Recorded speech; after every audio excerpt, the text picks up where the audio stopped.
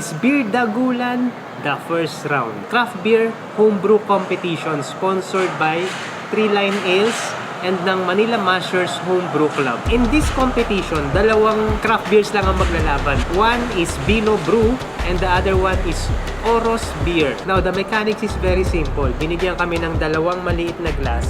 Hindi sinabi sa amin kung alin dito yung Oros at kung alin ang Vino Brew. What we have to do is taste it and drink it. Tapos, magvo-vote ka kung alin dito yung mas type mong beer, kung ano yung mas nasarapan ka. So, ganun lang kasimple. At the end of the night, paramihan lang ng botong makukuha yung dalawang beer na ito. Pero bago ako bumoto, tatanungin ko muna yung mga iba pang participants dito kung anong nagustuhan nila. A ako, A. Pero hindi pa ako vote. I-vote ko na ngayon. On camera. But I vote for A. Sir, My turn? you are also a home brewer.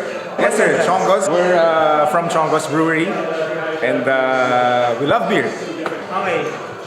Natikman ko na yung Chongos in one of the craft beer events. I don't remember, Manila Beer Fest yata yun. Saan pwedeng mabili? Meron na ba kayong binobote or kinakan ng Chongos? As of now, wala pa kasi small scale pa lang kami. Okay, game. I'm going for A. Aiden. A then. Yep. Right. This is my vote. You're also from Chongos? Yes. Somewhere. Chongos Brewery. Brewer ka rin, sir? Yes. I'm sorry, B. B? Yes. B ka? Para maiba naman. So far, hindi namin nakikita kung ano yung laman ng mga ballot boxes. So, we have no idea kung sino yung mas maraming boto so far. I'm here with Mr. Eric of UD Brewing from Rojas City, Visayas. So of the two beers, A and B here, I prefer the second one to B. I like a hoppier beer, so this has a little bit more hops to it. There's a little bit more flavor, a little bit more citrus to it. So anyway, I wish I could go to Visayas someday or one of these days Come down. to taste some of the Pinoy craft beers over there. Right. Anyway, thank you. Thank you, Mr. Eric. Hindi mo ba malaman kung ano binoto mo? A or B? Nakaboto ka na ba? Sa letrang ba? B. Wala pang clear winner. I vote for letter B. B. Sir, please. Ay, sir, Rachel, bye-bye. As a clueless barker. Who did you vote for? A or B lang ba eh? Pwede ko kasi kapag sinabi ko, kailangan may explanation eh. Pwede na ba wala? Basta binoto namin dalawa. B. For me kasi, mas parang by definition pale ale yung A. Pero, for some reason, mas gusto ko yung B.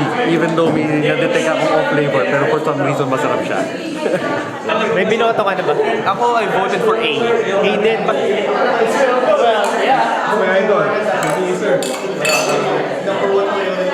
Sir Jun, may I ask?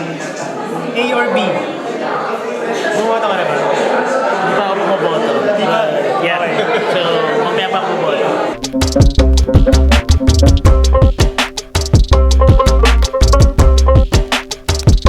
Now, for the sake of transparency, I have to say na yung Oros beer, natikman ko na many times before.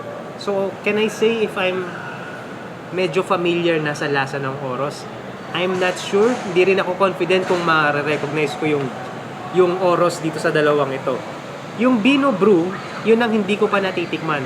So, I'm not sure din. Hindi ko rin mape-predict kung alin dito yung Vino Brew at alin dito sa dalawang to yung Oros. But, anyway, let's taste it. Kung ikukumpara natin yung kulay, one is a little bit darker but very faint lang ang difference nilang dalawa. The darker one is B and then the lighter one is A. Tikman natin pareho.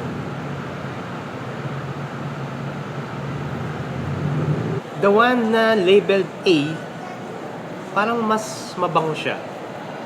Mas naamoy ko yung there's some sort of fruitiness to it. And I like the flavor. Now, puntahan naman natin itong B. Right away, I noticed some difference. Number one, hindi siya ganun kalakas yung aroma. Medyo mas faint itong aroma nitong B. Also, the flavor, I'm sensing mas less yung flavor niya. Now, I don't know kung anong alcohol content nitong dalawang beer na to kasi hindi rin nila sinabi dun sa poster. Both the mouthfeel are very good. I like the flavors na naglilinger inside my mouth habang iniinom siya. But right now, I can already say that between these two glasses of homebrew beers, I think I'm liking A little bit more than B. Ang sinusundan ko lang is yung sarili kong taste and preference. Okay, so nakapag-decide na ako kung anong beer yung iboboto ko. And I have decided to vote for A. Nandun yung ballot box. Lagay natin yung ating vote.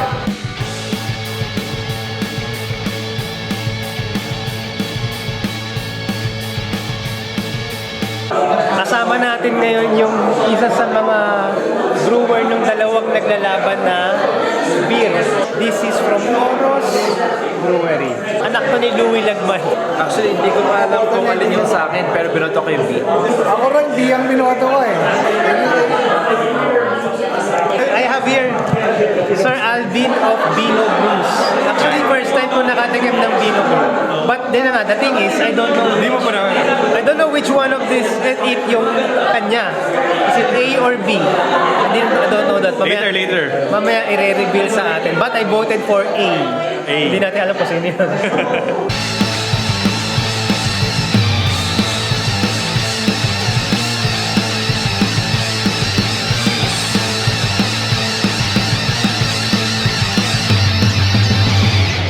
I think everyone agreed. The votes were neck and neck. It was separated by only 2 votes.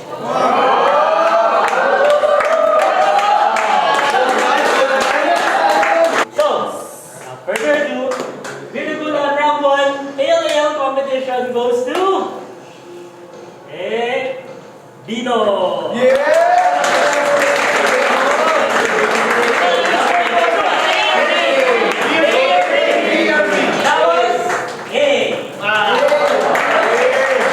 I voted for Beer A. And yun na nga ang nanalo. But what is surprising is, dalawa lang daw yung lamang nung Beer A dun sa Beer B. So it was really a tight and close fight between the two. Bino Brew at saka Oros Craft Beer. But it doesn't matter. Okay lang. Ang importante, nag-enjoy lahat ng umattend dito sa first ever Beer Dagulan. Thank you for watching. See you in the next episode.